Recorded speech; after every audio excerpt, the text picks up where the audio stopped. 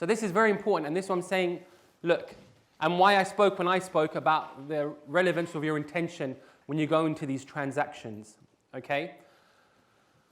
I also want to say at this point, subhanAllah, that the role of the scholars, as we've heard today, isn't to make things halal for us. Sometimes people say to the scholars, oh, how are we supposed to live? We want this. Everyone else has got a house. Why can't we? Our community's falling behind. You look at all the statistics. Why are we lagging? Muslims are the least people to own homes. We're the highest in prison. We're this, we're that, we're this, we're that. Oh, the scholars are backward, etc., etc. Stuff for a note. The role of the scholars is to try and help us to get into Jannah. The role of the scholars is to teach us between what's right and wrong. The role of the scholars is to set us on a path that helps us attain the pleasure of Allah.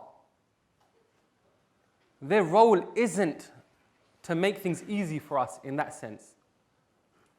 If they give us a financial product that gives us homes and gives us money and gives us all of these facilities, but in the process we don't earn Jannah for ourselves, what have they given us?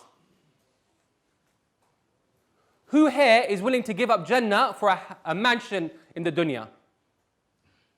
Who's willing? Put up your hand. No one. Right? So we need to be cognizant of these things and not to put everything on the door of the scholars.